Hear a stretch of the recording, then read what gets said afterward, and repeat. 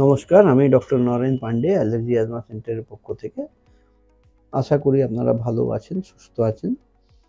আপনাদের অসংখ্য ধন্যবাদ জানাই আমাকে ইউটিউবের সিলভার বাটন মানে অর্থাৎ 1,00,000 সাবস্ক্রাইবার কমপ্লিট হওয়ার জন্যে।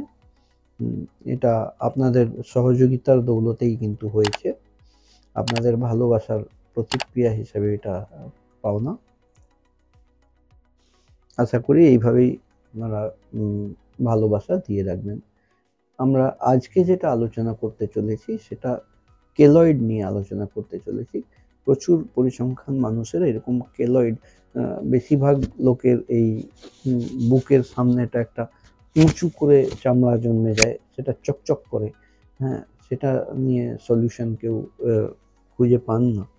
সেটা নিয়ে আমরা আলোচনা করতে চলেছি। ইতিমধ্যেই আপনারা যারা পূর্ণ বন্ধু, লাইক, সাবস্ক্রাইব, কমেন্ট, শেয়ার করছেন, ওনাদের অনেক ধন্যবাদ।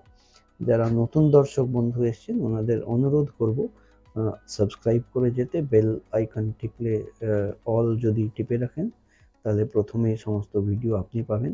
এবং পূর্ণ বন্ধু যারা লাইক, সাবস্ক্রাইব, কমেন্ট, শেয়ার করছেন ওনাদের অশেষ ধন্যবাদ জানাই। আমরা কেলয়েড নিয়ে আলোচনা করছি। কেলয়েড একটা মাংস ওভারগ্রোথ, চকচক টাইপের হয়ে যায়, অনেকের বুকে হয়, কারোর হাতে হয়ে যায়, বিভিন্ন জায়গায় হয়ে যায়। এবার কেলয়েড হওয়ার যার প্রবণতা থাকে তাদের অনেক সাবধানতা মেনটেন করে চলতে হয়, কারণ শরীরের অন্য জায়গাও যদি কোথাও কেটে যায় তাহলে সেখানে কেলয়েড হওয়ার সম্ভাবনা খুব বেশি সম্ভব। এটার রিজন বা এটিওলজি কোথা থেকে এসছে, কোথায় কেন হলো, এটা ডিফাইন করা বা বলা কোথাও আজ অব্দি ডিফাইন্ড নয়। এর কোনো রুট কজ নেই যে কোথা থেকে এসছে, কিন্তু হয়ে যায়। যাদের হয়ে যায় তারা কি সারা জীবন ওইরকমই থাকবে? এবার এইরকম জিনিস অনেক মানুষের কিন্তু চুলকানিও করে, ওখানে চুলকায় বিভিন্ন সময়। আর অনেক মানুষের শুধু এরকম চামড়া উঠে থাকে, কোনো চুলকানি বোধ হয় না। সলিউশন কি? অনেকেই ভাববেন কেটে বাদ দিয়ে দিতে হবে। একদমই এই ভুল করবেন না।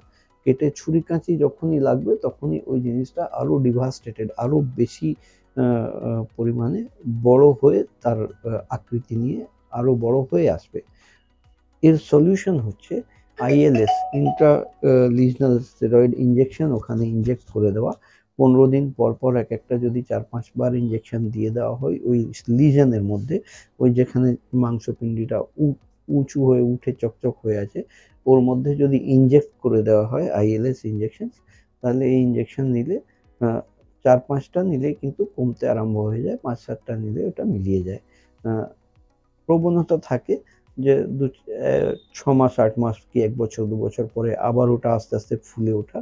তো যদি হয় তাহলে মেনটেন্যান্স ডোজের হিসাবে একবার এসে ওই ইনজেকশনসটা নেওয়া।